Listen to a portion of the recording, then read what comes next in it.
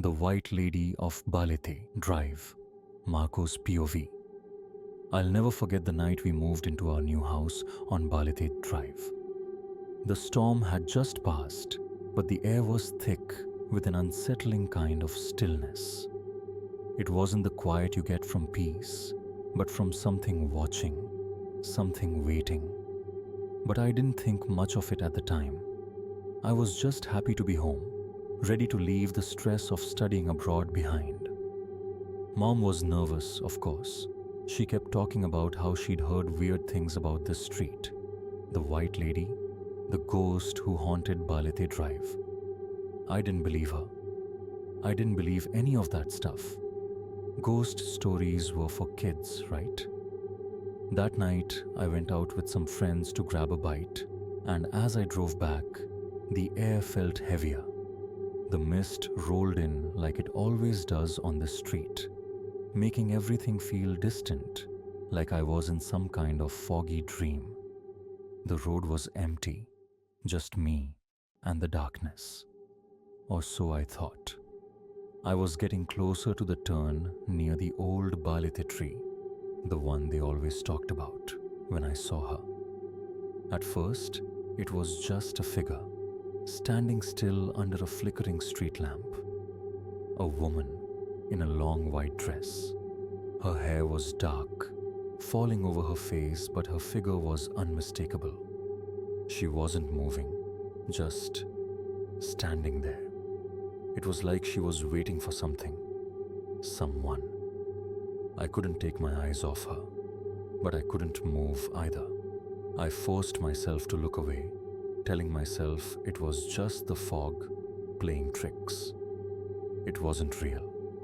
I pressed my foot on the gas and sped away, but I swear, I could still feel her eyes on me, like she was watching me even though I couldn't see her face. When I got home, I didn't tell anyone. Who would believe me? It was probably nothing, just my imagination, right? But Mom noticed the change in me when I walked through the door. She always could. "Marco, what's wrong?" she asked, her voice soft, almost like she knew something was off. I tried to brush it off, but I couldn't. "It's nothing, Mom," I said, avoiding her gaze. "Just a weird night. I'm fine." But I wasn't fine. Something about that encounter felt wrong. Later that evening after dinner, there was a knock at the door. 3 sharp, distinct knocks.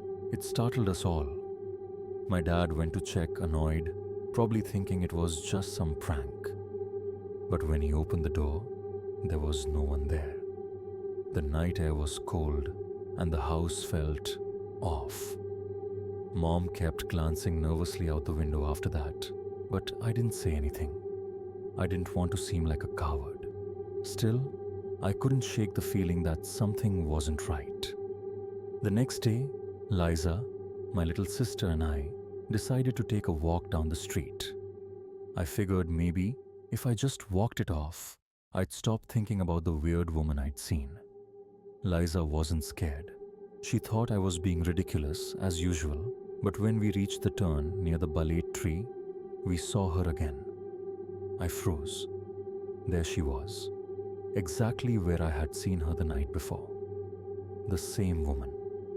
Her white dress fluttered slightly in the breeze, her dark hair still hiding her face. She didn't move, just stood there like a statue. But this time, I felt it. That cold, suffocating presence that I couldn't explain. Her eyes. I could feel them on me, even though I couldn't see them. "Marco, we should go," Liza whispered, her voice shaky. But I couldn't move. My feet felt like they were glued to the ground. I couldn't look away from her. It was like she was calling to me. Her presence felt familiar, somehow. I knew her. It was insane, but I couldn't shake the feeling. And then she took a step forward. I watched, paralyzed, as she moved slowly toward us. Her feet barely seemed to touch the ground. I could feel my heart racing, my breath caught in my throat.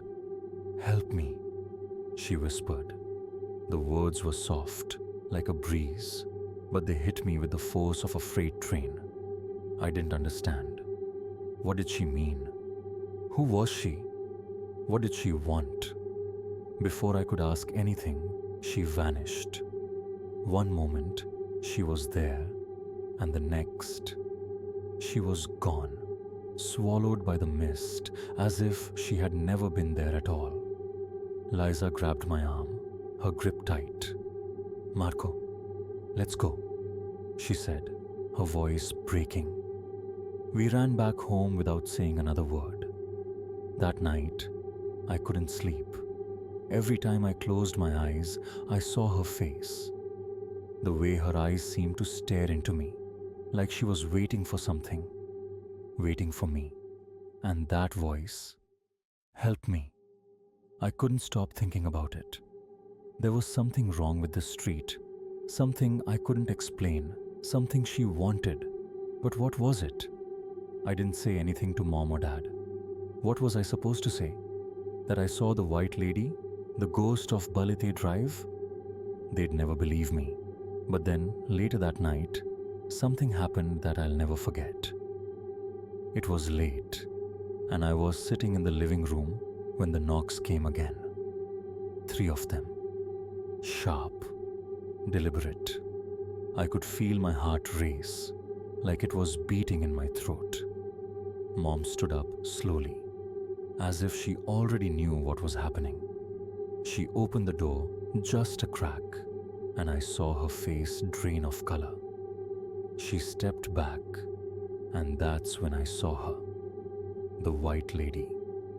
Her hair was long, covering her face, but her eyes, those eyes, stared straight at my mother. And in that moment, I understood. This wasn't just a ghost.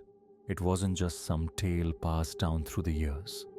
The white lady wasn't looking for anyone. She was searching for something, for help. But she never spoke, just stood there, silent, her hollow eyes pleading. And then, like before, she vanished. But the air was still heavy, still thick with the presence of something lost. The next day, the atmosphere around the house felt different, colder, and I don't think we ever really spoke about that night again. Maybe it was too much to process. But I knew one thing for sure. Balete Drive wasn't just any street, and the white lady, she was real. She wasn't just some ghostly figure waiting for her own death to be avenged. No, she was something more.